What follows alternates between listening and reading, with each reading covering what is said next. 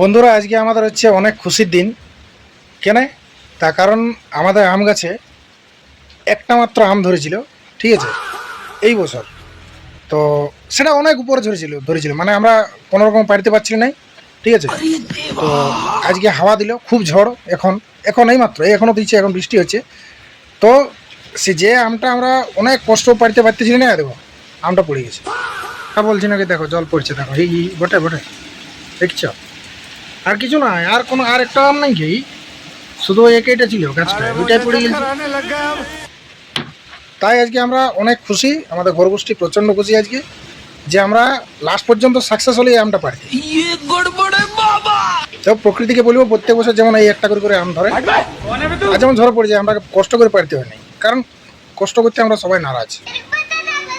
ঠিক আছে, thank you.